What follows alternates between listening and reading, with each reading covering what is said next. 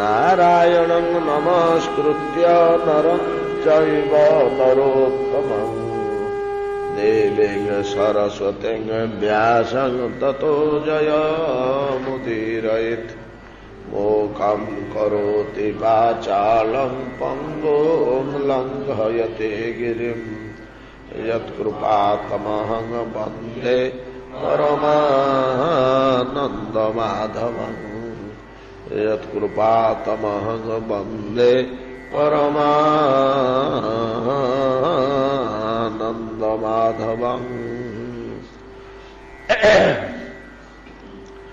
यत्कृपातमहं वन्दे परमानन्दमाधवं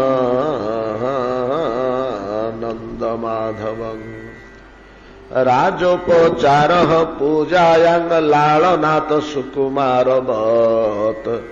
कृष्ण सर्पादिरभयं बाह्ये परिचरन्ति ये विषयेषु अविवेकिनां या प्रीतिरुपजायते वितन्नते हितां प्रीतिं शतकोटि गुणांहरौ नित्यकर्तव्यता बुद्ध्या जजन्तः शंकरादिकान् विष्णु स्वरूपान् ध्यायन्ति भक्तः पितृगणेष्वपि विष्णुरन्यं न पश्यन्ति विष्णुं नान्यतः पृथक् कृतं पार्थक्यं न च पार्थक्यं समष्टि व्यष्टिरूपिणः जगन्नाथ तवास्मीति दासस्त्वं चास्मिनो पृथक् सेव्य सेवक भावो हि भेदनाथ प्रवर्तते अंतर्जामेन जदा देव सर्वेषा त्वं हृदि स्थितः सेव्य वा सेवको वापि तत्तो नान्यस्ति कश्चन। श्रीपाद देवर्षि नारद इंद्रदम्न राजसभा भक्तिर लक्षण भक्तिर स्वरूप भक्तर लक्षण भक्तर आचरण संबंध में विस्तृत भाव प्रसंग क्रमे किछि कथा कहउछन्ति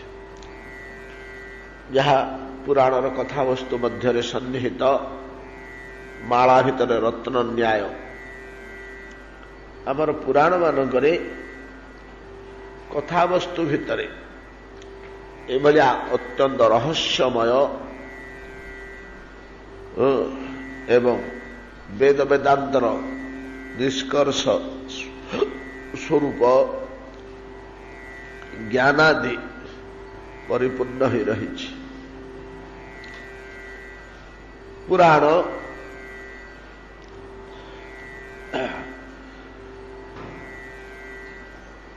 प्राचीन इतिहास पुराणर आ गोटे अर्थ करते पुरुणा प्राचीन पुराण ए अर्थटी मंद नुहे अन्यत्र मध्य प्रयोग होइछि भूल भाल नुहे अति प्राचीन कथा को पुराण कहा जाए पुराण पुरुष कहले प्राचीन पुरुष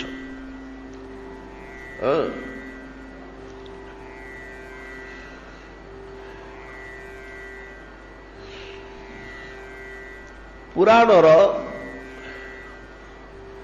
आउ गोटे अर्थ मध्य रहिछि जहा जीव गोस्वामी पाद वर्णना करछन्ति व्याख्या करछन्ति सेठी होछि तार प्रकृत अर्थ पुराण शब्द से एक व्याख्या कले पूरयति अनेन इति पुराण पूरयति अनेन यह द्वारा पूर्णता संपादित होथिबारु याकु पुराण कहा जाए कहार पूर्णता संपादित होछि ना पुराण जो वस्तु से वस्तुर पूर्णता संपादित होछि पुराण की वस्तु की शास्त्र विशेष आ तो किसी नुह ଆଉ କୌଣସି ବ୍ୟବହାରିକ ପଦାର୍ଥ ନୁହେଁ, କି ଖାଦ୍ୟ ପଦାର୍ଥ ନୁହେଁ, କି ଗୃହ ଉପକରଣ ନୁହେଁ, କି ସୌନ୍ଦର୍ଯ୍ୟ ସମ୍ଭାର ଘର ସଜ୍ଜାର ଉପକରଣ ନୁହେଁ। ଶାସ୍ତ୍ର ବିଶେଷ, ଯେ ଉପଦେଶ ଦ୍ୱାରା ଶାସନ କରନ୍ତି ସମାଜକୁ, ଶାସ୍ତ୍ର କୁହାଯାଏ। ଏ ଶାସ୍ତ୍ରକୁ ପୂରଣ କରୁଥିବାରୁ, ପୂର୍ଣ୍ଣତା ପ୍ରଦାନ କରୁଥିବାରୁ ତାକୁ ପୁରାଣ ବୋଲି କୁହାଯାଏ। ପୁରୟତି ଅନେନ। ଶାସ୍ତ୍ର ଭିତରେ ପୂର୍ଣ୍ଣତା ଆମେ କୋଉଠି ଦେଖିବାକୁ ପାଉ? ସ୍ୱୟଂ ସମ୍ପୂର୍ଣ୍ଣ ଶାସ୍ତ୍ର ବେଦ। ବେଦ ସ୍ୱୟଂ ସମ୍ପୂର୍ଣ୍ଣ, ସେଥିରେ ଆଉ କିଛି ବାକି ନାହିଁ। ଆଉ ଗୋଟିଏ ଶାସ୍ତ୍ର ସେଭଳିଆ ମିଳନ୍ତି ଯେଉଁଥିରେ ସବୁକିଛି ଅଛି ବୋଲି କୁହାଯାଉଛି, ତାହା ମହାଭାରତ। ମହାଭାରତ ଆମର ଗୋଟେ ଲୋକ କଥା ନାହିଁ, ଯାହା ନାହିଁ ଭାରତେ ତାହା ନାହିଁ ଭାରତେ। ଅର୍ଥାତ୍ ମହାଭାରତ ଭିତରେ ସବୁ କିଛି ରହସ୍ୟ, ସବୁ କିଛି ବିଦ୍ୟା, ସବୁ ଦିଗ କିଛି ନା କିଛି ଆଲୋଚନା କରାଯାଇଛି, ଆଉ ସନ୍ନିବେଶିତ ହୋଇଛନ୍ତି। ତେଣୁ ମହାଭାରତକୁ ପଞ୍ଚମ ବେଦ ବୋଲି ଆଖ୍ୟା ଦିଆହେଇଛି। ମହାଭାରତ ପଞ୍ଚମ ବେଦ। ମହାଭାରତ ମଧ୍ୟ ଇତିହାସ ଶବ୍ଦରେ ମହାଭାରତକୁ ବୁଝାଏ। ଇତିହାସ ପୁରାଣଞ୍ଚ। ମହାଭାରତ ପୁରାଣ ନୁହେଁ, ମହାଭାରତ ଇତିହାସ। ପୁରାଣ ଲକ୍ଷଣ ମହାଭାରତ ପାଖରେ ନାହିଁ। ମହାଭାରତ ପାଖରେ ବେଦ ଲକ୍ଷଣ ଅଛି। ମହାଭାରତରେ ବେଦ ଲକ୍ଷଣ ଦେଖାଯାଏ, ପୁରାଣ ଲକ୍ଷଣ ଦେଖାଯାଏ ନା।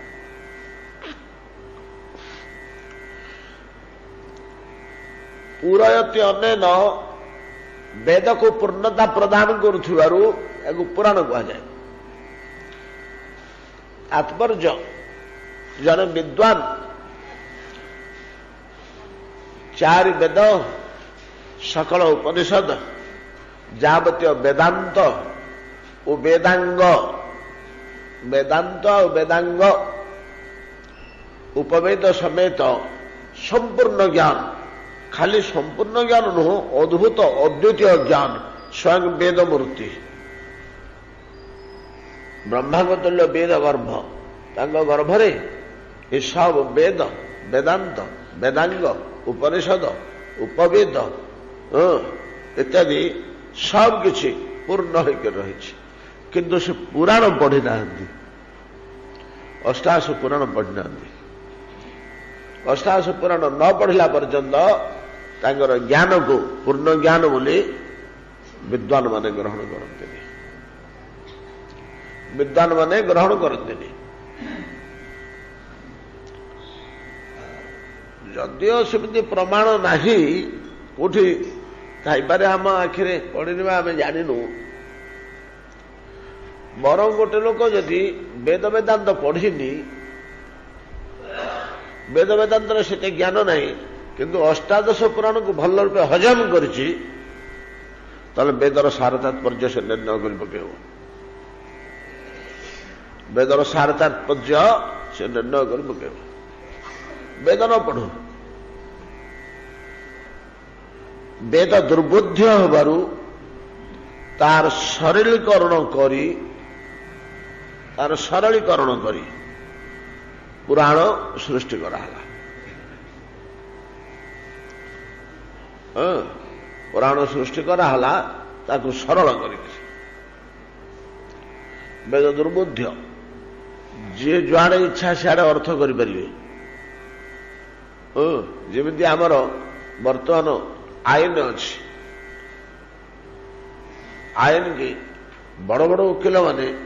ତାଙ୍କ ସପକ୍ଷରେ ଇଣ୍ଟରପ୍ରିଟେସନ ତିଆରି କରିଦେଉଛନ୍ତି। ତାଙ୍କ ମତର ସପକ୍ଷରେ, ନିଜସ୍ୱ ମତର ସପକ୍ଷରେ ଇଣ୍ଟରପ୍ରିଟ କରିକି ଆଇନକୁ ପ୍ରୁଫ୍ କରିଦେଉ, ପ୍ରମାଣ କରି ବୁଝେଇ ଦେଉଛନ୍ତି ଜଜ୍କୁ। ଏଇ ଲଟାରେ ଏଇ ଯେଉଁ ୱାର୍ଡଟା ରହିଲା, ଏହାର ତାତ୍ପର୍ଯ୍ୟ ଏଇଆ, ତାର ଶବ୍ଦ, ତାର ୱାର୍ଡିଂ, ତାର ଭ୍ୟାରୁ ଇତ୍ୟାଦି ସବୁ ଯାହା ରହିଛି, ତା ଦେହରେ ଅନ୍ୟାନ୍ୟ ଅଙ୍ଗ ଯେଉଁ ସବୁ ରହିଛି, ତାକୁ ଧରି ଏମିତି ଇଣ୍ଟରପ୍ରିଟେସନ କରୁଛନ୍ତି, ନିଜ ମତର ସହାୟକ ଭଳିଆ ଟାଣି ନେଇଯାଉଛନ୍ତି। ସେମିତି ବେଦକୁ ମଧ୍ୟ ଜଣେ ଦାର୍ଶନିକ निज मत सह मिशिला भलिया इंटरप्रिटेशन करी अर्थ अर्थांतर करी टाणीदेवे अन्यर अर्थ को खंडन करदे निज अर्थ को स्थापन कर दे पारे निज करुवा अर्थ कहीं तार कारण हूँ बहुत कथा अल्प अक्षर कहुई हूँ कारण जे ल आमर विराट चिंताधारा बा विराट निष्पत्ति 10टा कि 8टा वार्ड रे गोटे सेंटेन्स रे कहुई ये दोषटा रहे ठीक इंटरप्रिटेशन नहीं अर्थ अर्थांतर सृष्टि कर संभावना थाए बहुत कथा को अति अल्परे जदि कह जाए सेटा आमर दुष्ट बुद्धि मुनि ऋषि मैंने से उद्देश्य कर तुम मत को सपक्ष कला भाया तुम टाणी नब ई कल्पना से नाला से महासत्य को अनुसंधान करने लोक भी से कर निज मत को प्रतिष्ठा करने से करना आम अपप्रयोग करुचे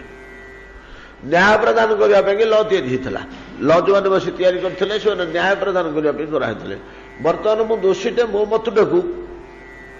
मो दोषटा को ढांकी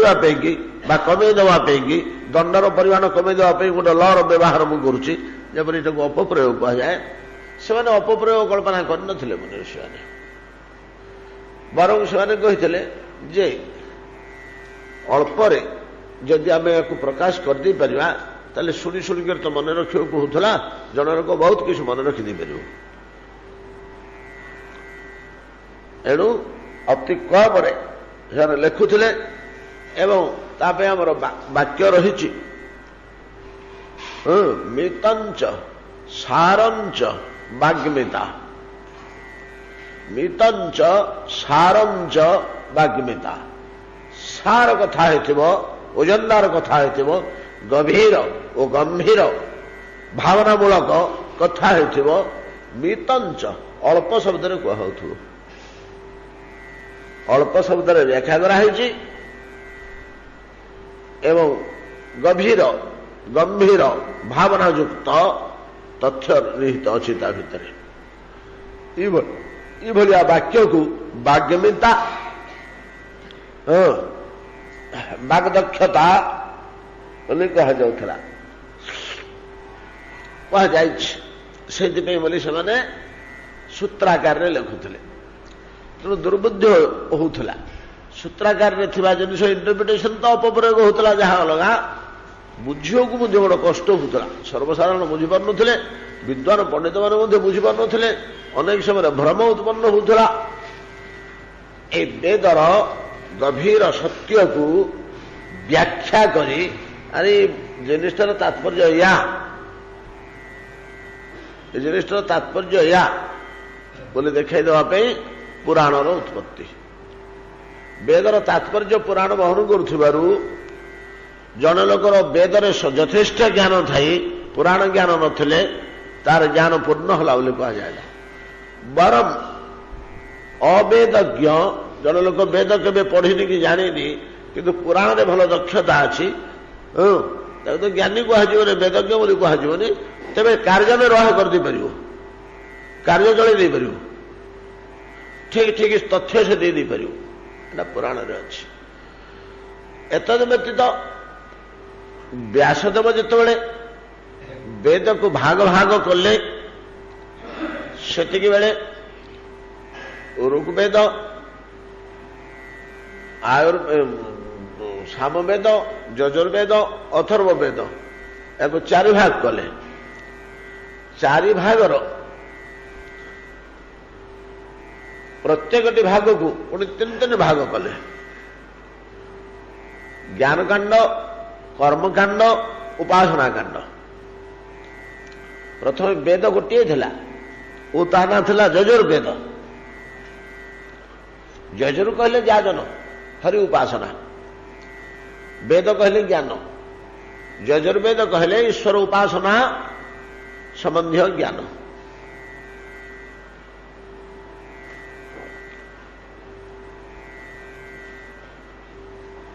यजुः जाजन बा उपासना हरिभजन ईश्वर उपासना यजुः वेद ज्ञान ताको व्यासदेव भांगिक अलग अलग कले ऋक् साम यजुः अथर्व एमती 4 भाग कले जो तो यजु रहा ता 3 प्रत्येक खंड को पुणी 3 भाग कले अलग अलग भाव विशिष्ट जिन गुड़ा बाहर करदे किए कि वाक्य कि कर सब मिशामिशी गुड़िया हुटा होता तो सब बाहर कले अलग अलग कले ब्राह्मण ज्ञान कांड आउ कर्मकांड और उपासना कांड 3 भाग कले 4 वेद 3 भाग लेखा हबार 12 खंड होगा 12 भाग विभक्त होगा 12 भाग विभक्त है 12 भाग विभक्त प्रत्येक वेदर ब्राह्मण अंश को अलग करदे संहिता अंश को अलग करदे ब्राह्मण अंश संहिता अंश अलग अच्छे गोपथ ब्राह्मण शतपथ ब्राह्मण ऐतरीय ब्राह्मण तैत्तिरीय ब्राह्मण ऐतरीय तैत्तिरीय उपनिषद गुड़ा गोपथ ब्राह्मण शतपथ ब्राह्मण तांड्य ब्राह्मण तांड्य तमान पढ़िबार जोड़े अच्छे तांड्यटा अलग एमती 4 ब्राह्मण अंश अलग कले 4 वेदर ब्राह्मण अंश है गोटे अंश संहिता अंश है गोटे अंश ऋग्वेदीय संहिता यजुर्वेदीय संहिता सामवेदीय संहिता अथर्ववेदीय संहिता संहिता अंश ब्राह्मण अंश से 12 ब्राह्मण संहिता मिशी है के 14 14 पर पुणी कौन कले ना 4 वेदर 4टी उपवेद तार भीतर बाहर कले से यजुर्वेद भितर सब बंटा हो अलग अलग कर समजातीय मंत्र मान को अलग अलग कर 4टी उपवेद है ये 4टी उपवेद है धनुर्वेद आयुर्वेद गांधर्व वेद स्थापत्य वेद स्थापत्य वेद शिल्पशास्त्र घर द्वार ठू मंदिर या पर्यंत मूर्ति गढ़िया पर्यंत एटा वेदर अंग को मूर्ति किमिति केते ओजन हम के खोलटे आपण तैयारी कले मृदंगटे केते ओजन माटी तार पेटे केते चौड़ा रहिबो एपाख केते चौड़ा रहिबो सेपाख केते चौड़ा रहिबो तार केते मोटार गोलेईटा हबो माटीटा हबो बहुत विधि विधान अछि एटा सब शास्त्रोक्त स्थापत्य वेद आयुर्वेद धनुर्वेद स्थापत्य वेद आउ गांधर्व वेद नाच गान वाद्य ये 3टार शास्त्रीय नियम नृत्य गान गाइबा आउ वाद्य 4 उपवेद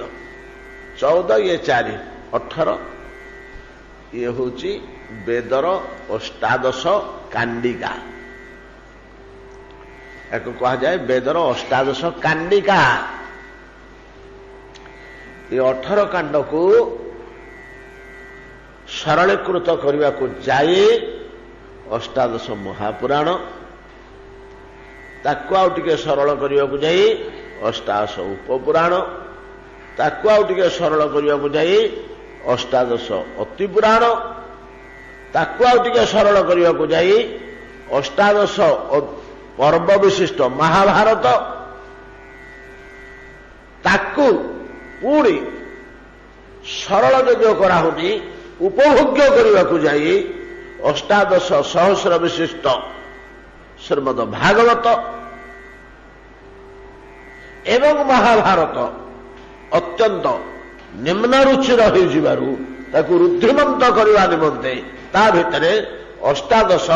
अध्याय विशिष्ट श्रीमद भगवत गीता थोइले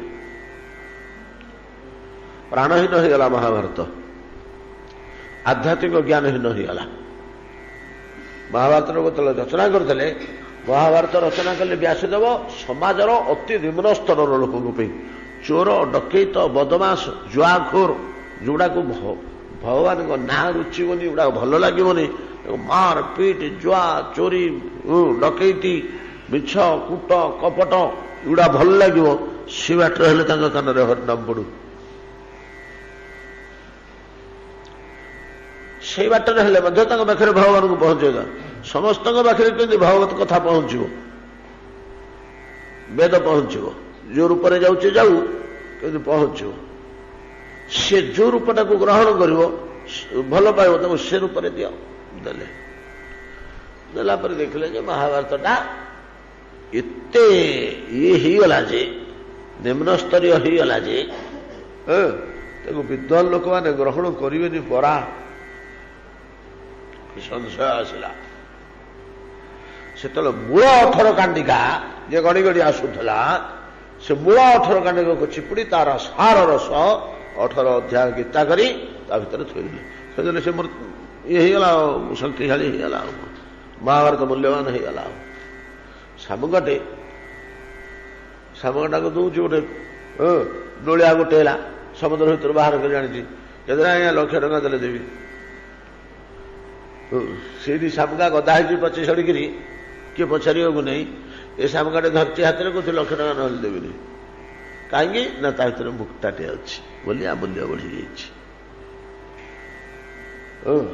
जाने किए पचार देने छुईले हाथ धोता सामुगाटे छुईले हाथ गंधे बोली हाथ धोए आईशिणा गंधे हाथ किंतु गर्भर गोटे मुक्ता अच्छी बोली 1,00,000 टका दिखरी जड़े अति जत्न नहीं साइतिक रखुच्छी अमूल्य संपत्ति भाया मुक्ताटे गर्भर अच्छी तो सामुगा गर्भर मुक्ता रहा भाया महाभारत गर्भरे गीता को भर्ती करनी तार मूल्य को बहुत बढ़े देले व्यासदेव यही ढंग से जो आम पुराण होते पुराण वेद ठार एक अलग पदार्थ नुह जीव गोस्वामी पाद तर षट सन्दर्भ चरम दार्शनिक ग्रंथ कहले सुवर्णम एव सुवर्णेन पुरयते सुवर्ण द्वारा ही सुवर्ण को पूरण करा जाए सुनार कंकणटे ताजरू खंडे कटा होकर बिका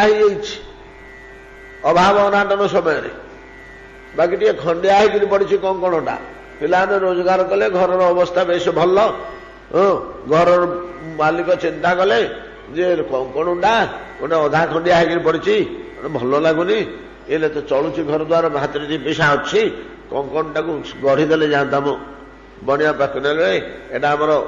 एटा 2 इंच कटा हो कंकणटा एटा 50 तोला ओजन था 7-8 तोला बिक्री होमर आ 40-42 तोला अच्छी एटा गोटे पूरण कर दियो तो पूर्ण कर दियो हाँ गला से देख कौन केमती लगे ना आज्ञा 8 तोला सुना लगे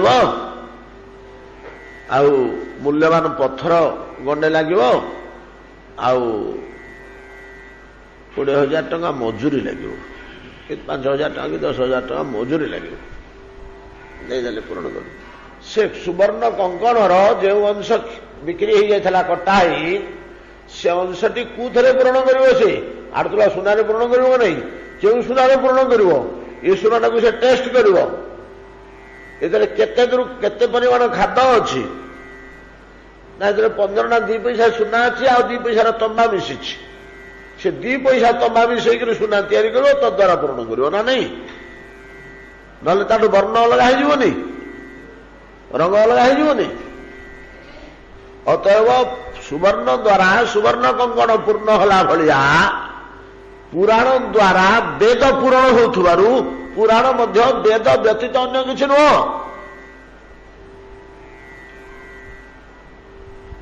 कि सुंदर उदाहरण टी देखिए बतैले एभलिया जो पुराण ए पुराण मानकरे वेदर तथ्य सबू किमिति रहिछि पुराण मानकरे सब वेदर तथ्य परिपूर्ण होकर किमिति रहिछि ना कथा प्रसंग लीला कथा से लीला कथा गड़ी गड़ी गड़ी गड़ी आसुची नहीं कि धन्यंतु धृतराष्ट्र विश्वंकर मृत्यु होगला नाना प्रकार घटना से रथरू टली पड़े सब घटना वर्णना होगा तो विश्व धृतराष्ट्र शुणिले विश्वकर पतन घटिला बसिक कांदुंट पाखे बस ये से संजय भाई विद्रोह कि ना व्यासदेव कि ना किए जन ऋषि आसिक पहुंचले ये दुख तो आज्ञा विश्व एमती करुले करुले घटना एमती नाना प्रकार गल्प चली 50-60-80 पृष्ठा है कथा कहानी बढ़िया आगंतुक ऋषि कहले महाराज युधिष्ठिर धृतराष्ट्र आपण विज्ञ लोक आपण को ज्ञान चक्षु बोली कहा जाए कौन से नाटा तार गोटे सुंदर ना प्रज्ञा चक्षु आपण को प्रज्ञा चक्षु बोली कहा जाए आपण ना प्रज्ञा चक्षु तेणु आप प्रज्ञा कम नुहे ज्ञान कम नुहे आपण हतोत्साह हेले चलो ये संसार या जन्म हेले मृत्यु अवश्य भावी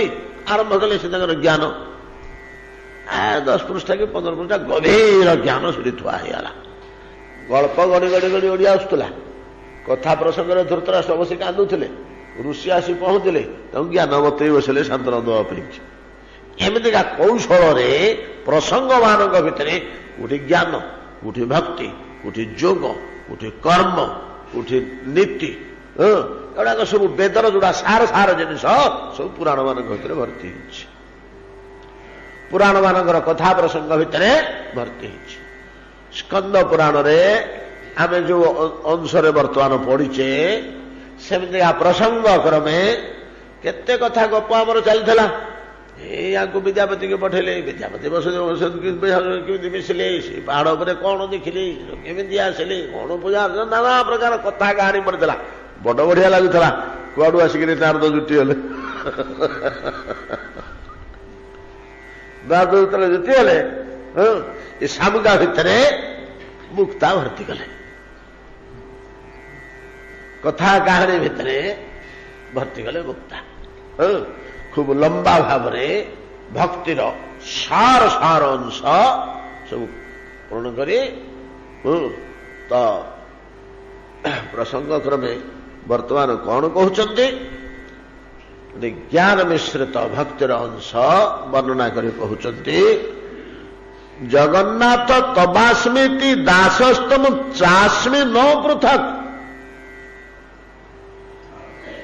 भक्तर ये है स्वभाव से कौन चिंता करे जे जगन्नाथ तबास्मीति दासोहं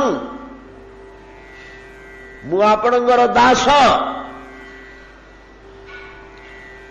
ज्ञान मार्ग आ भक्ति मार्ग जोड़े जिनस गोटे ज्ञान मार्ग अच्छी गोटे भक्ति मार्ग अच्छी प्योर ज्ञान मार्ग रे ज्ञानी कहे सोहम ज्ञानी कहे सोहम तारे ज्ञान परिपक्व है या प्योर ज्ञान मार्ग लक्षण सोहम सोहम कहले जेतबेले से अनुभव कला जे मु से ब्रह्म अहं ब्रह्मास्मि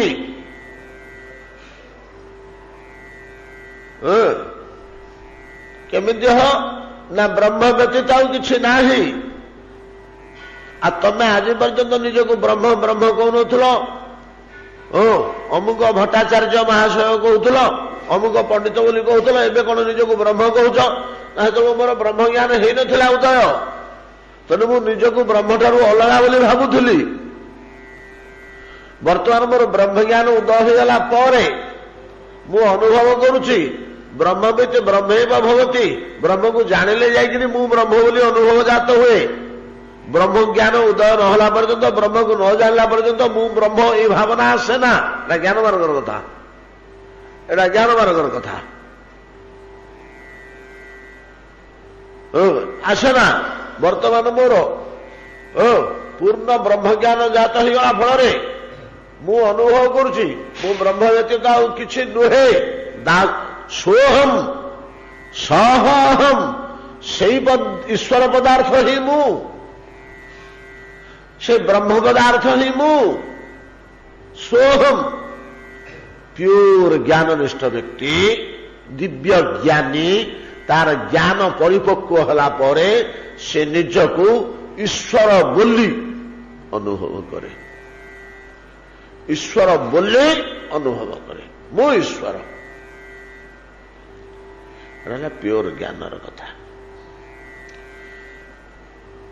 भक्ति मार्ग कौन हुए ना निरोड़ा प्योर भक्ति जमी प्योर ज्ञान कथा आलोचना कले कि मिसिने आदि निर्मल ज्ञान शुद्ध ज्ञान शुद्ध भक्ति निर्मल भक्ति केवल भक्ति रे ज्ञानी जमी निजको सोहम बोली कहला भक्ति मार्ग भक्त निजको कौन कहला ना दासोहम दासोहम सोहम नहीं आउ गए दास लगेला से कहला सोहम ए कहला दासोहम बुझले एति प्रभेद आसला शब्दर कुहुक अच्छे या भितर आमर तो ध्वनि ज्ञान नहीं द कहले दान जानते ना द कहले दान दान शब्दर अर्थ छेदन दान अर्थ तो छेदन दान कहले छेदन करने को दान कह जाए आम जो दान शब्दटा कहचे गोदान कर अन्न दान कर यहीटार से अर्थ तुम थ्रु खंडे छेदन कर दियो ताकू से अर्थ दान कह जाए दान कहले छेदन दा शब्द छिन्नांश को बुझाऊ दासोहम सोहम दासोहम ईश्वर मु किंतु ईश्वर अंश रूपी मु पूर्ण रूपी नुहे कौन बुझिपारे सोहम दासोहम